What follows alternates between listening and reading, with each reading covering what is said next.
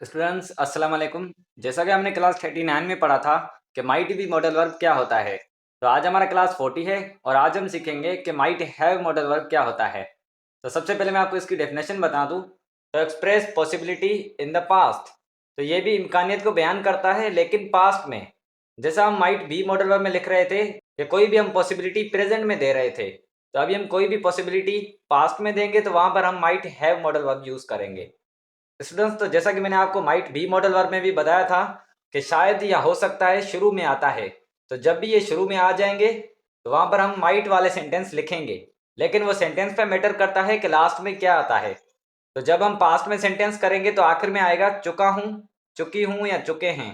तो जब भी उर्दू जुमलों के आखिर में आ जाए तो वहां पर हम might have modal verb use करेंगे, क्योंकि ये हमारे पास्ट को जाहिर करते हैं कि कोई काम हम कर चुके हों। तो माइट हैव मॉडल वर्ब का स्ट्रक्चर कुछ इस तरह का होता है। सबसे पहले हम सब्जेक्ट रखते हैं, फिर हम माइट हैव, फिर हम वर्ब की थर्ड फॉर्म और लास्ट में हम ऑब्जेक्ट देते हैं। तो स्टूडेंट्स, अभी हम माइट हैव मॉडल वर्ब के कुछ उर्दू जुमले करते हैं, तो वहां पर हम सही तरीके से समझते हैं। स्टूडेंट्स, तो यहाँ पर मैंने माइट हैव के कुछ पॉजिटिव सेंटेंस लिखे। तो जैसे कि मैंने आपको स्ट्रक्चर बताया हुआ है, पहले हम सब्जेक्ट रखते हैं, फिर हम माइट हैव, फिर हम वर्ब की थर्ड फॉर्म और लास्ट में हम ऑब्जेक्ट देते हैं। तो यहाँ पर हमारे पास कुछ उर्दू जुमले हम इंग्लिश में ट्रांसलेट करते हैं। तो पहला जुमला हमारा ये है, शायद वो अपना काम खत्म कर चुका हो। तो यहाँ पर स्टूडेंट्स देखें, चुका हो मीन्स ये हमारा पास्ट की एबिलिटी दिखा रहा है और यहाँ पर हमें पॉसिबिलिटी भी दे रहा है शायद। तो यहाँ पर हमारा सब्जेक्ट है ही, क्योंकि यहाँ पर देखो चुका हो आया है। तो यहाँ पर हम स्ट्रक्चर के मुताबिक लिखते हैं। सब्जेक्ट के बाद हमारा आता है माइट हैव, उसके बाद आता है हमारा वर्ब, और यहाँ पर हमारा वर्ब क्या है, काम खत्म करना। तो खत्म करने को हम इंग्लिश में कहते हैं फिनिश, और फिनिश की जो थर्ड फॉर्म होती है फिनिश्ड होती है।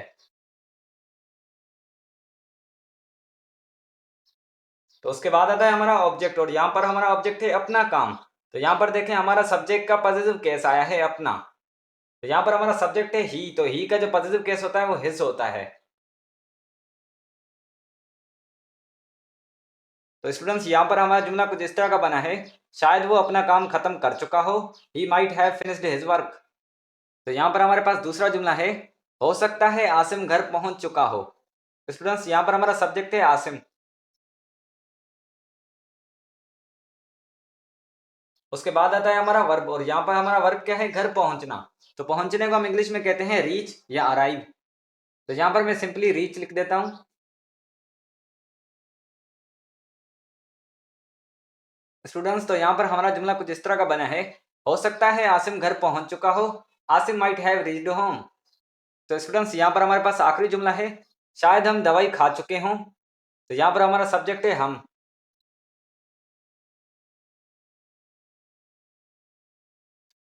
उसके बाद आता है हमारा वर्ब, और यहाँ पर हमारा वर्ब क्या है, दवाई खाना। तो दवाई खाने को हम इंग्लिश में कहते हैं टेक मेडिसन। तो जो टेक की थर्ड फॉर्म होती है वो टेकन होती है।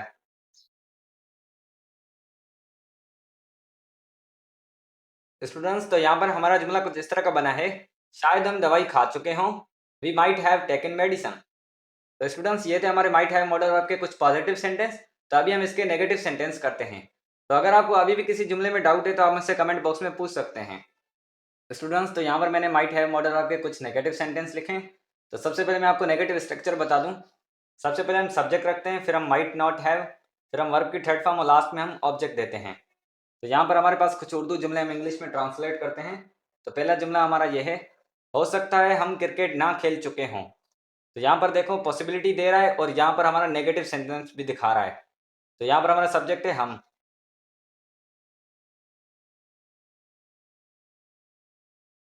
उसके बाद आता है हमारा वर्ब, और यहाँ पर हमारा वर्ब क्या है, क्रिकेट खेलना। तो खेलने को हम इंग्लिश में कहते हैं प्ले, और जो प्लेड की थर्ड फॉर्म होती है वो प्लेड होती है। और लास्ट में आता है हमारा ऑब्जेक्ट, और यहाँ पर हमारा ऑब्जेक्ट है क्रिकेट।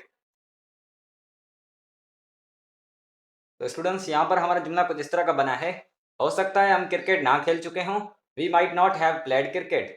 तो यहाँ पर हमारे पास दूसरा जुमला है, शायद वो मोटरसाइकिल ना चला चुकी हो। तो यहाँ पर हमारा सब्जेक्ट है शी, क्योंकि यहाँ पर लास्ट में देखें चुकी हो आया है।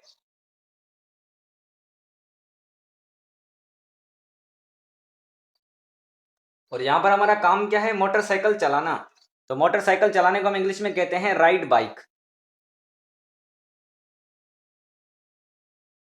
तो स्टूडेंट्स यहाँ पर हमारा जुमला कुछ इस तरह का बना है, शायद वो मोटरसाइकिल ना चला चुकी हो। She might not have ride a bike. तो स्टूडेंट्स राइड की थर्ड फॉर्म भी राइड ही होती है। तो स्टूडेंट्स यहाँ पर हमारे पास आखिरी जुमला है, शायद आप फीस अदा ना कर चुके हों। तो यहाँ पर हमारा सब्जेक्ट है आप।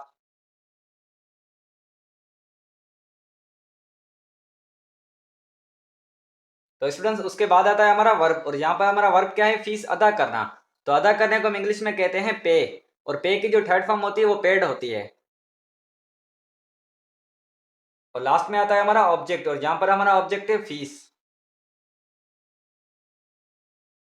तो स्टूडेंट्स यहाँ पर हमारा जुमला कुछ इस तरह का बना है, शायद आप फीस अदा ना कर चुके हो। You might not have paid the fee. तो स्टूडेंट्स ये थे हमारे माइट हैव के कुछ नेगेटिव सेंटेंस। तो माइट हैव मॉडल वर्ब के इंटीरोगेटिव सेंटेंस नहीं बनते हैं। तो आज की हमारी वीडियो इतनी थी। अगर आपको अभी भी किसी जुमले में डाउट है तो आप मुझसे कमेंट बॉक्स में पूछ सकते हैं। तो अगर आपको वीडियो अच्छा लगा हो तो वीडियो को लाइक करें और चैनल को सब्सक्राइब करें। चैनल का नाम है पीनल इंग्लिश चैनल। तो मिलते हैं नेक्स्ट वीडियो में। टेक केयर, अल्लाह हाफिज़।